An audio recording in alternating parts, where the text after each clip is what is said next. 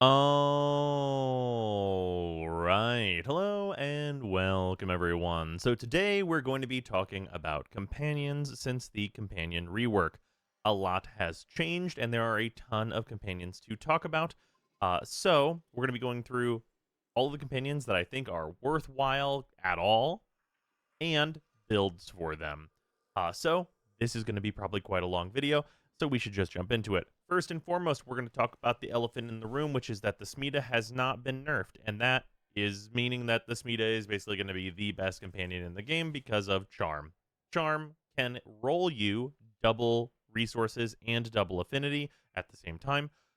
So basically, because you can get double resources, this is I want to farm something that is affected by a double resource booster, and it also doubles your booster as well. So this is kind of the best Kavat, and the best companion in the game because of that, because it gets all the advantages of what the Kavats get to do, and also it gets Charm, where randomly you can get 2 or 4 times more loot than you were getting without it. That being said, we know for a fact that Charm is going to be nerfed. They have said that extremely explicitly that whenever they do their next pass on trying to make the less good companions better, that Charm is not going to make it out of that fight, and it should not, honestly.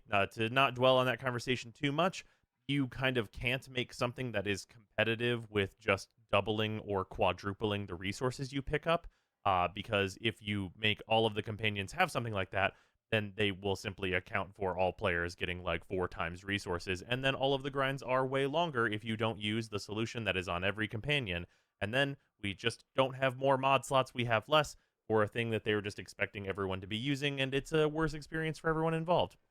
So, yeah, there's a myriad of reasons why that can't stay and have a balanced environment of companions. Otherwise, this is the build. There is another option on here that I do use on the Adarza, which is instead of Sharpened Claws and Tech Assault, you can drop both and go for Bite and one of the other Bond mods. This is Tenacious Bond. Basically, if you have over 50% critical chance, which on a Kavat, you just need Bite in order to get there, then you get 1.2x final crit damage multiplier, which is a solid damage increase for you, and you can choose to go for that over like the mild, armor strip on a couple guys sometimes. And then also Tech Assault, which is just more survivability for the Kavat overall. For me personally, I'm fine with this, and I really don't feel like the need to invest more Forma without us knowing where Charm is going, because we do know that it is going to change. That being said, there are some things in here that I want to talk about that we're going to be seeing a ton. Mainly, that is Momentous Bond. This is the best Bond mod. If you can only get one of the new Bond mods, this is the Bond mod you want. Killing Xmas enemies, well, grants 120% bonus of a random elemental damage to your companion for 30 seconds. That part doesn't matter. The reduces companion recovery by 18 seconds is the part that actually matters. So, on Kavats, because you are also using Meta Pet Kit to reduce their recovery time by 15 seconds at base, if you kill 3 Xmas, they stand back up if they're down. It is a huge reduction in the time for them to come back, and it is the biggest reduction that any Bond mod can put out there. In addition to that, this is the bond that is most active in the content where your companion is likely to die. If there are a bunch of Xmas and a bunch of enemies just in general, it's very likely that your companion will die, they will die, and then they will stand back up after you have dealt with the problem, or you'll be dead. And in either case, well, one of them is bad, but don't die. And then you'll simply have your companion be back up after the encounter. With that, it is worth noting that Smitas and all non-Sentinel companions still crave the Void of the Abyss. They want to die hyper-aggressively. They do not have any self-preservation whatsoever, so if you let them, if you are not an efficient killing machine, they will walk right up to an enemy that will just shoot a shotgun at them as many shells as it has and just kill them. Because companions are not smart and they will do no damage to the enemy. They will walk right up to them, hit them for 0, and then die. All of the ground-based companions are like that. They are all morons that don't do like really any damage, with the exception of one. And yeah, I really wish every day that we had a thing that was just like heal, don't go attack enemies, don't draw aggro, do not get into trouble, because all of them are still awful about that. Maybe we'll get a Bond mod that says your companion does not attack. I would honestly prefer that in a lot of cases. Moving on, though, we're going to talk about the rest of our four-legged compatriots, starting with the other cat. Well, one of the other cats, which is the Adarza. So the Adarza is very, very damage-focused. We're using Cat's Eye to get 60% flat crit. And then, of course, this build has Bite plus Tenacious Bond to also get critical damage. So basically, if you're using the Adarza Kavat with this setup, every single gun is a crit weapon now. All of them, every single one is a crit weapon. It is worth noting that this 1.2 final crit damage multiplier is for all of your weapons, which is very nice. So, like, whether you're using melee, secondary, primary, whatever, this is going to apply to all of that stuff and be more damage. And then, of course, Cat's Eye is just a huge boost to consistency. Otherwise, this build is very much the same. It is, the same stuff that you've come to expect. Also, I will say, because shields just tend to not be very high on any companion, you're going to notice that by and large, I use Enhanced Vitality and Metal Fiber on pretty much every single companion, as they give us quite a bit of overall survivability. Although here in the Simulacrum, this is a little bugged out in terms of its like display for how much DR I'm getting and all that business. Worth noting, you can choose to like go for Link Fiber and Link Vitality in the cases where it would be better. Like in this case, I have Clairvo equipped, so this is obviously going to be way, way more health, just because Clairvo has a ton of health. But that's Warframe dependent, and personally, I would just stick with the more generic builds that are going to be consistent across every Warframe, as opposed to having to think about that every single time you switch your companion around. But yeah, this is really good for damage. The Adarza helps you do more damage. If you are like a weapons platform Warframe, this is just going to make that weapons platform even more deadly. And, unless you're one that is specifically increasing critical like Harrow, it's going to be really beneficial. If you're on a more generic buff like Roar, those crits are just going to hit even harder. Moving on, we are getting into our sort of cats with our Vulpas. That is starting with the Panzer. So the Panzer here, obviously the Panzers were like the best companions before these changes. Their immortality has spread to the other companions, but they are still insanely, insanely good. This is what I've gone with currently for the Panzer Vulpa Phyla. Shoutouts to Mystic Bond being fixed as of today to actually work here.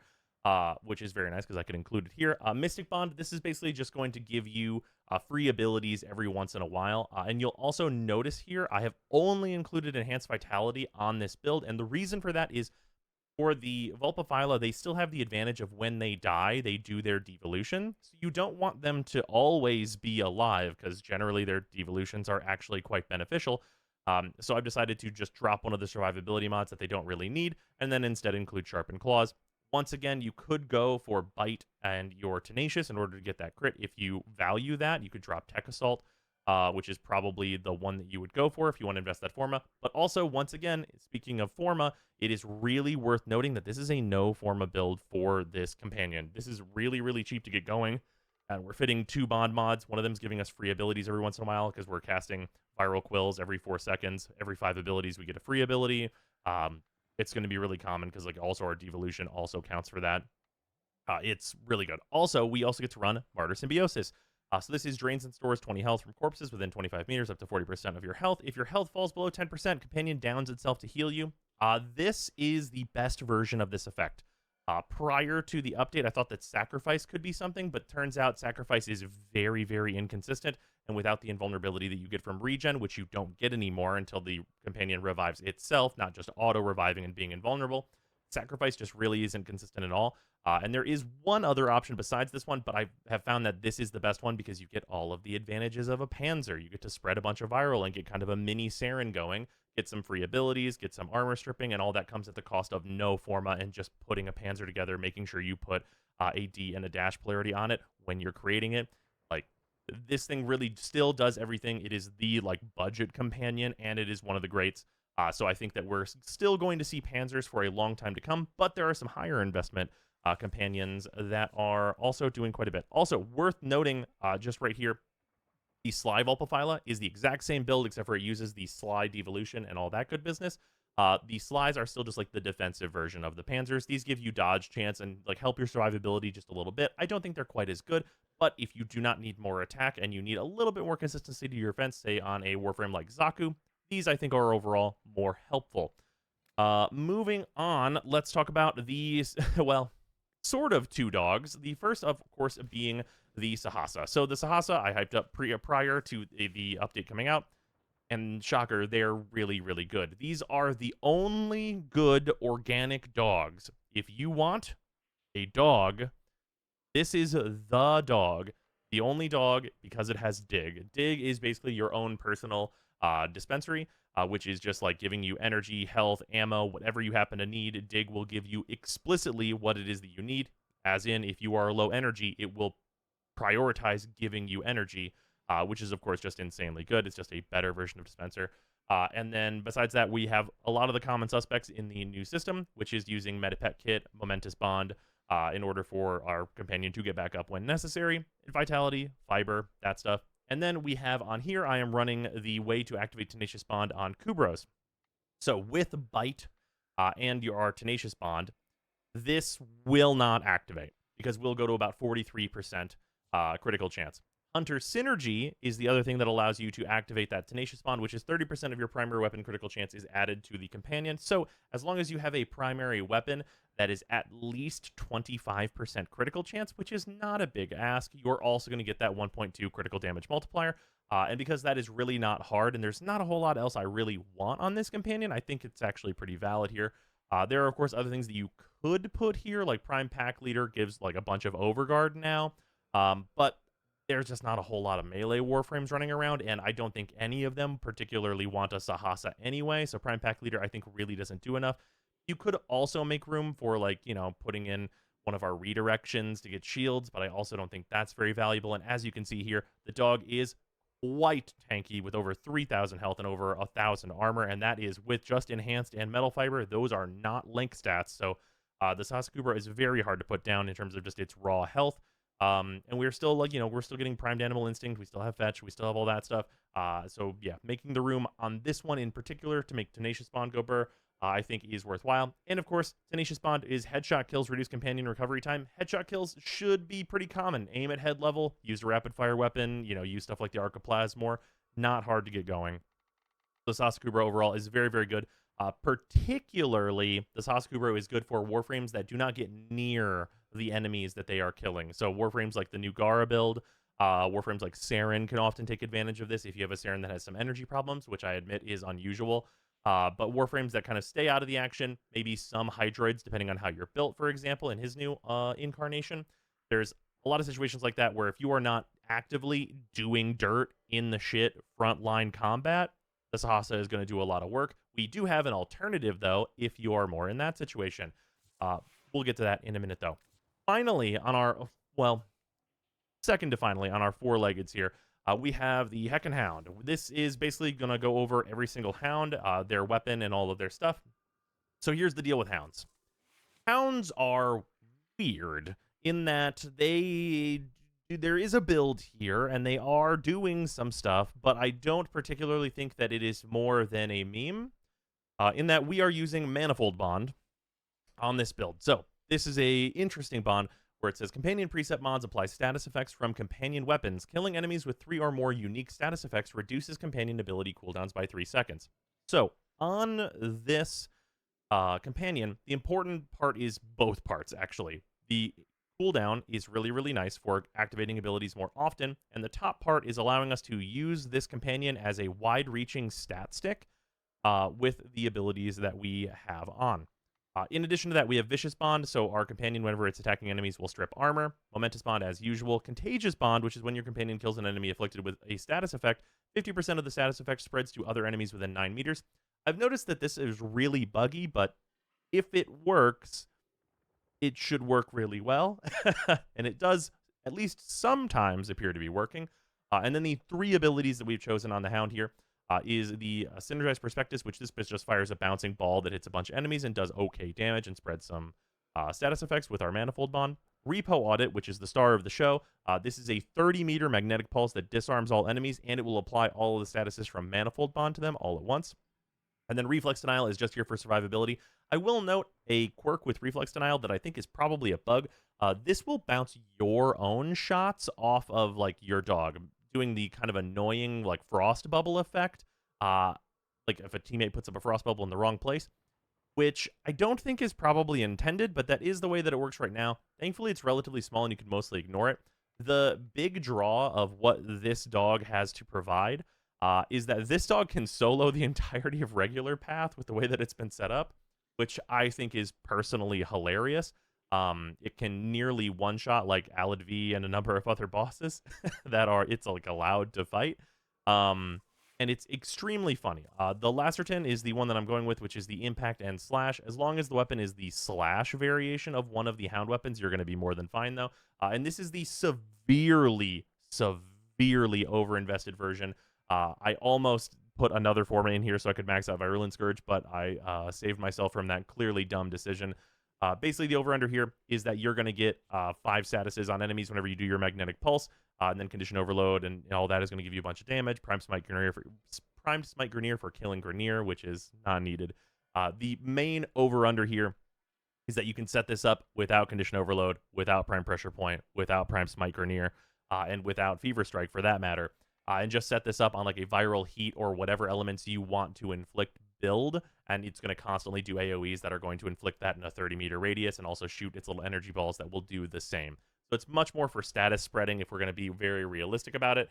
But if you want to get stupid, you can do something like this, which is outrageous. Just to show really quickly like what you can expect in terms of like the way this looks, we can just jump in here. Have the hound. You can see it fired its ball. Yeah, you can see it just puts a bunch of statuses on all of them. They're all disarmed. And it's quite a few of the statuses as well.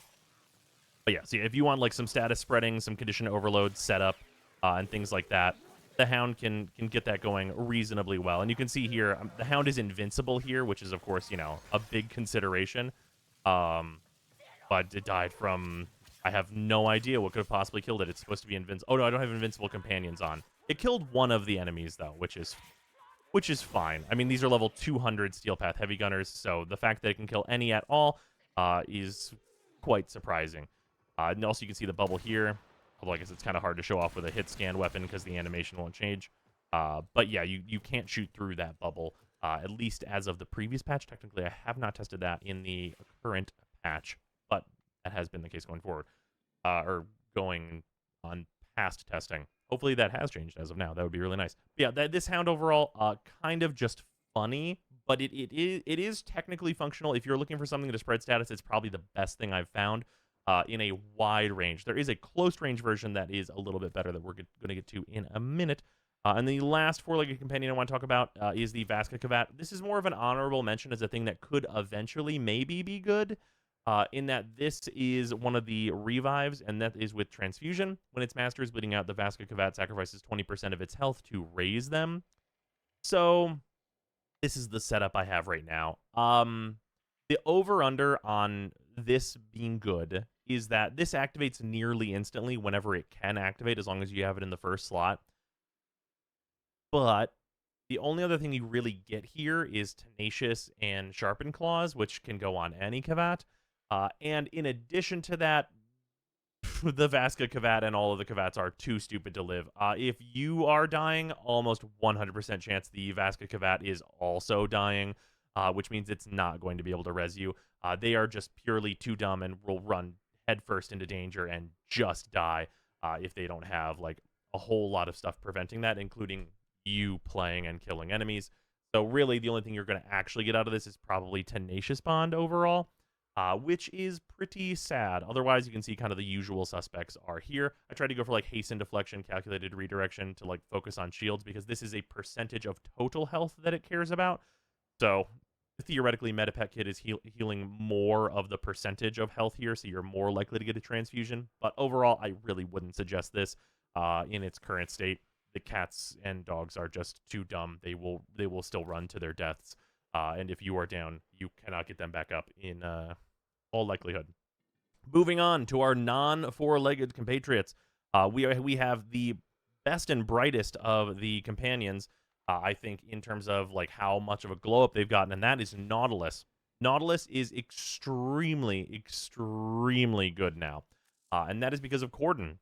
Cordon is Nautilus forces enemies within 30 meters of the target into clusters for easier targeting. Cooldown 15 seconds. We're utilizing that with Manifold Bond, which once again, as long as we are killing enemies with 3 or more unique status effects, reduces companion ability cooldowns by 3 seconds. So every 5 enemies you kill that meet those requirements, refresh Cordon, and it will pull enemies in from 30 meters again.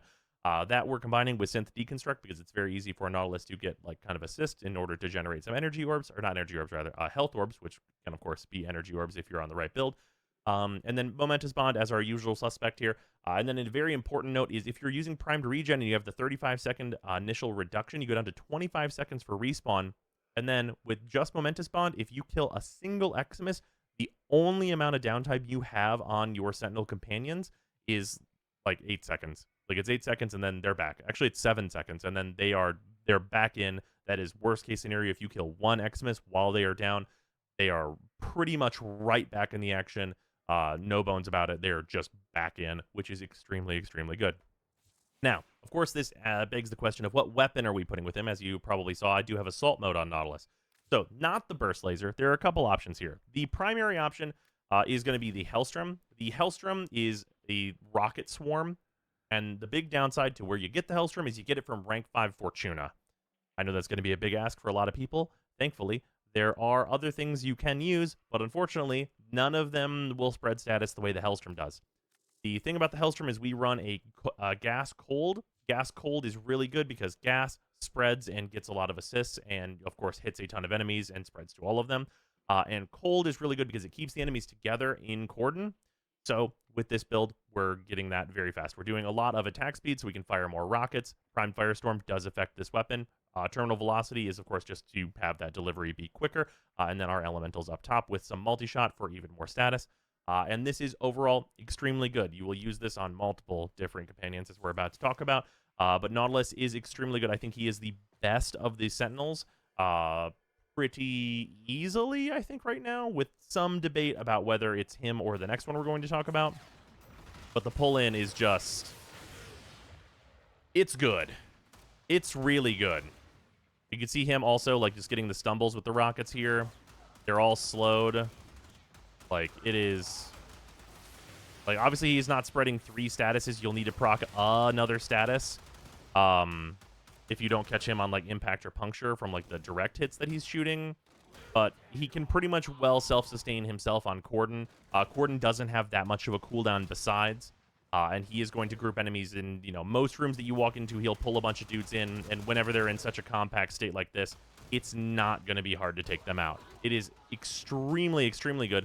And you can see from me just, like, standing in front of those enemies, like, he's not in a lot of danger just by default. He's quite tanky, just as he stands with these mods.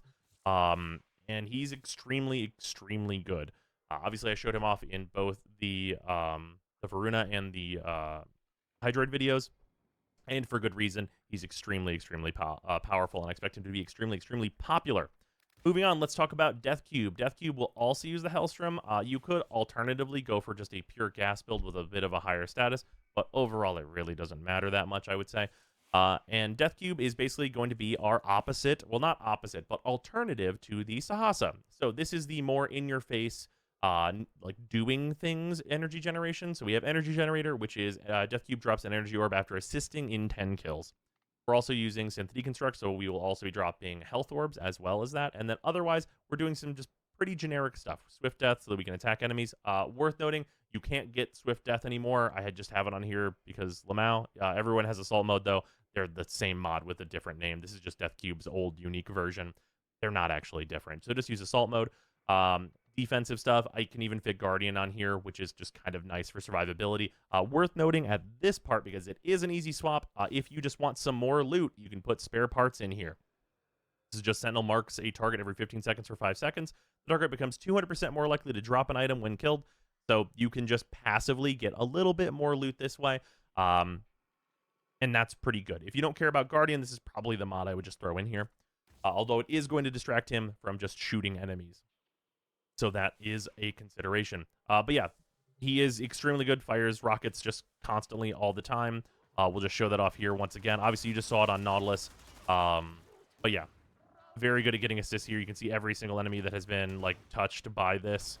All of them will count. The gas procs AoE does like give you the assists for everything. So you can expect him to be generating a lot of energy and health orbs for that matter.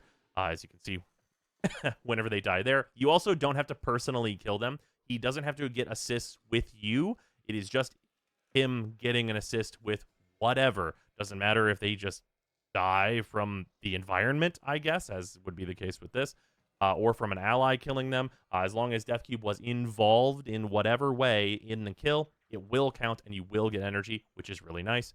Also, that energy orb does get spawned for the rest of your team, so your teammates will appreciate it as well.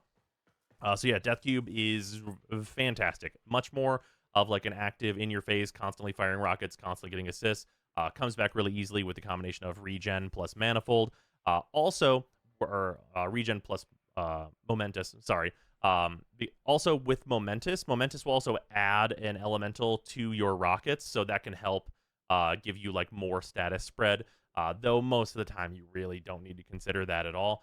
And it won't really matter for Death Cube in particular. Moving on, let's talk about Helios. Helios has some weird stuff going on. He's a bit of a weird guy. Obviously, he is the Sentinel that can use a melee weapon, and that is very important because on this build here, so I have basically built out Helios in a what I would equip when there's new content. And that is because that's the way I view Helios. I bring Helios to new content so that he can scan the new things for the codex and put them in it. And then I want him to otherwise be useful there. So, for the purposes of him otherwise being useful there, we have spare parts to get more of whatever the new drop is, perhaps. Survivability, so that he doesn't die. Assault mode, and then Vicious Bond, which is companion melee attacks strip 15% of enemy armor. Enemies recently damaged by an ability spread the effect to other enemies in a 9-meter radius. And with the speed that he attacks, this is actually not the worst armor strip of all time. I definitely wouldn't rely on it, but it's really honestly not bad if you happen to not have brought an armor strip to something that you weren't expecting to need one. And then Momentous Bond is, of course, there to have us, primed regen, 1x miss kill, so on and so forth. Boom, Helios is back. And then otherwise, primed animal instinct and vacuum, the usual suspects. In terms of deconstructor, what I've found to only really be important is this. I'm at 107% status. I am on gas and magnetic. That is like honestly not really important. We are on whirlwind for the projectile speed and on primed fury, which is interesting because I would like to be on quickening, but I actually only noticed as of this patch, this is the only attack speed mod that you can equip on deconstructor. I really thought that you could throw quickening on here as well, but I guess because he doesn't have combo, maybe that's the reason he can't equip it. Regardless, this is the only attack speed you can put on here. If there was more attack speed, I would put it on here for sure. But just to show how this works really quick, this is pretty good. Especially if you are affecting enemies with like any ability. I'll just use Kalervo's 2 as the example here. You can see him like pretty quickly, like armors off that one, and like it spreads in like a 9-meter radius. So like it's really not, it's not the worst thing in the world, especially if you only really need the armor off of like a guy. Like it definitely could be worse in terms of like the armor strip that you're getting. I think he has stopped attacking for whatever reason. I think something with Helios is bugged out. Strip the armor off that guy. They just needed to reacquire targets. But yeah, I mean, it's definitely not ideal, but it's not the worst thing in the world. It is absolutely fine for like, if you just like, need Helios to do one more thing. I wouldn't say it's required by any means. And it is also worth noting, if you really don't care about that, you can, on Sentinels, also have them give you the Tenacious.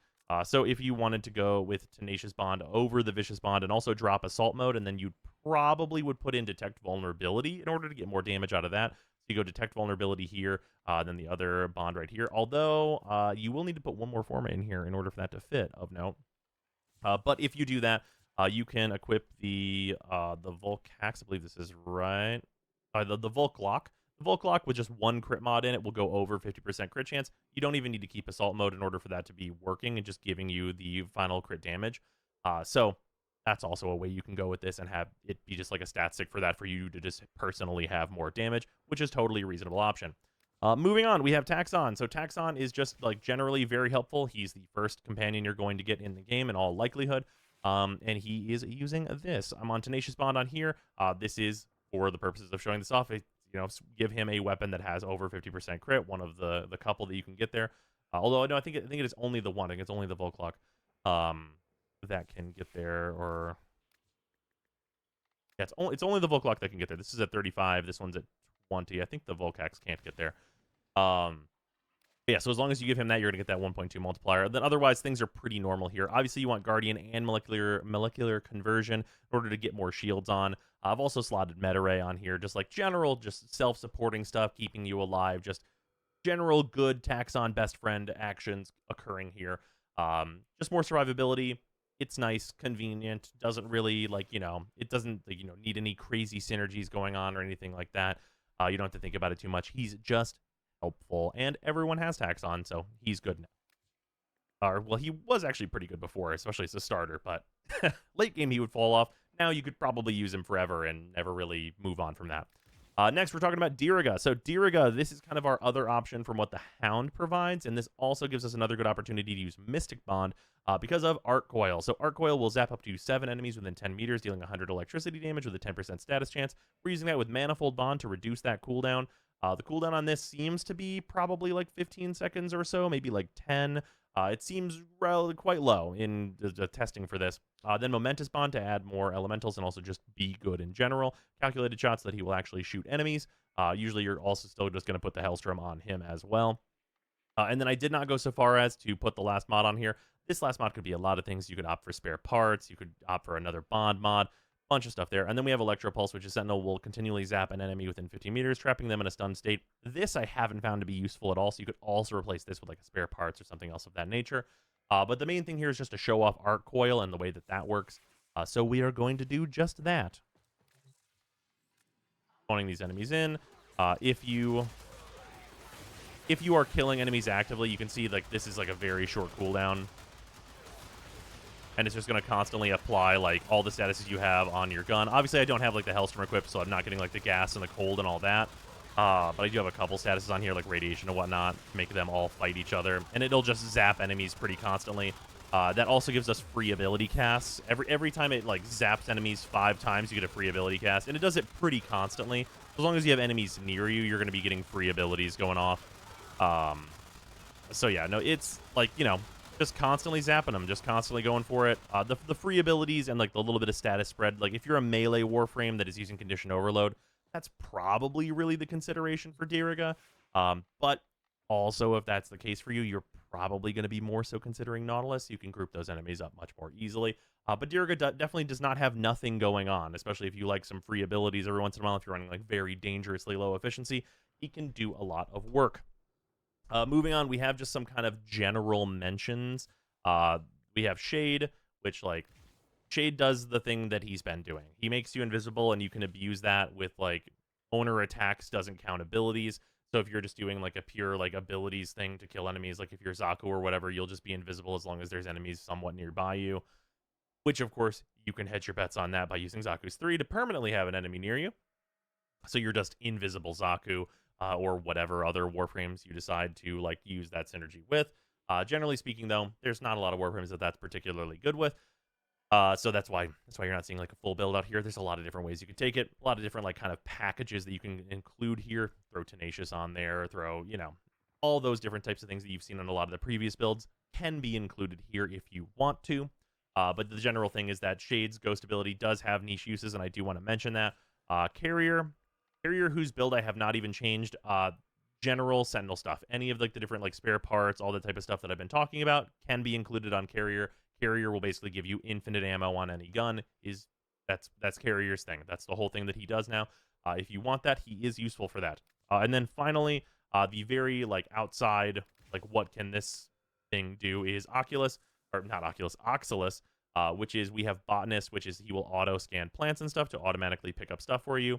Scan aquatic life forms. This will do hotspots if you're gonna go like do fishing stuff and all that business. I haven't even swapped Sacrifice off here yet because honestly, it probably really won't matter because he's just really like an auxiliary, utility only type of companion that you're probably not going to be taking any like serious content. You're probably not going to be taking him with you to any serious content. Of course, you could swap out a few things here and there, like make him do Tenacious and just like kind of just be giving you a buff. But overall, really what you're here for is Botanist and Scan Aquatic Life Forms in almost all cases, I would say. But Oxalus is still very useful for that explicitly. And with that, I think that is wrapped up on all of the different companions that we have now. I would say overall, my thoughts on like the way the companion stuff has gone so far is I mean, hey, if you're counting, that is 7 of our, like, kind of animal, like, four-legged companions, and that is 8 of our Sentinels that I feel like are all not wrong choices. Like, before, it was pretty much you're either doing Panzer or you're suffering through Smita to give you drops.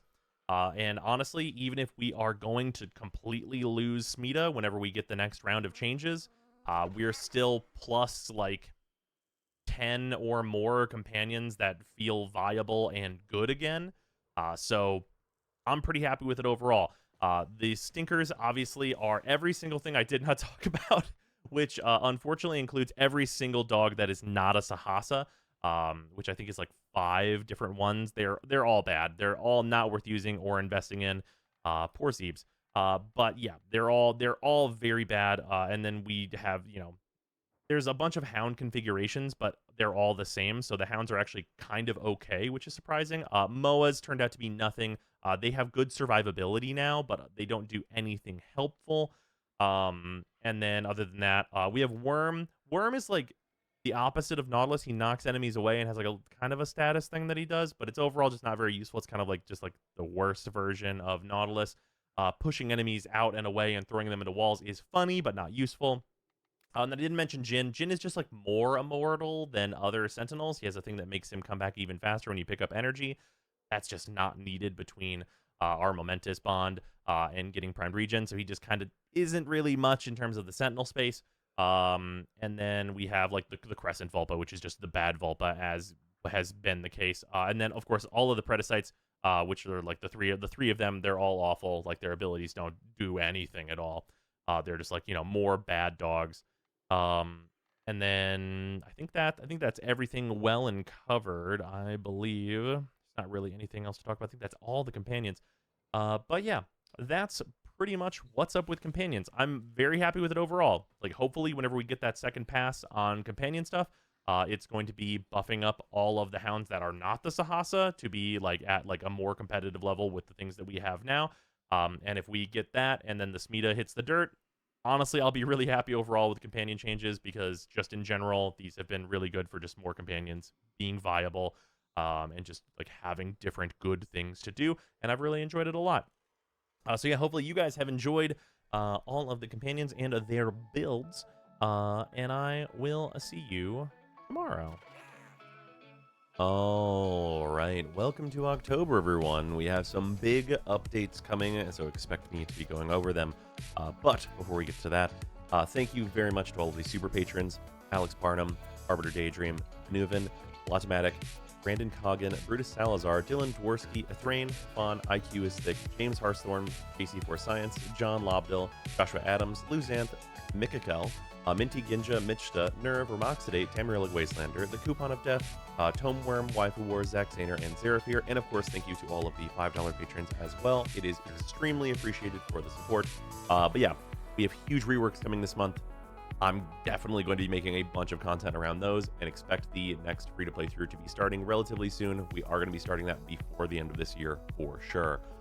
Should be a really exciting time. And thanks for the patience while I've been sick. I appreciate it, everybody.